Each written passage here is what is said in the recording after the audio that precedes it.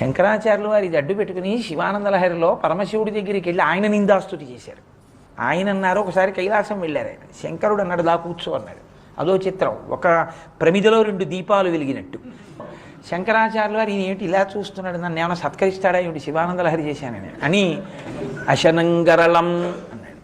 మీ ఇంటికి వచ్చానని గబుక్కుని, ఏమైనా కాస్త కాఫీ తాగుతావు అనకే, ఎందుకంటే నువ్వు పుచ్చుకునేదేగా నాకు పెడతావు, నువ్వు విషయం తింటుంటావు, నాకో చెంచాడు పెడితే నేను పుచ్చుకోలేను. నేను అశనంగరళం, నాకొద్దు శంకర, మీరు తినేవి నాకు పెట్టకండి. ఫోన్లేవయా అని ఇలా చూసుకుంటున్నారు ఆయన. రాజులు సంతోషిస్తే ప్రభువులు మెళ్ళో హారం తీసి వేస్తారు. ఫణీకలాపో, నాకేమి హారాలు అవి ఇవ్వకండి, నేను మెళ్ళో తీసి వేస్తారేమో. ఫోన్లే అని ఇలా చూస్తున్నారు.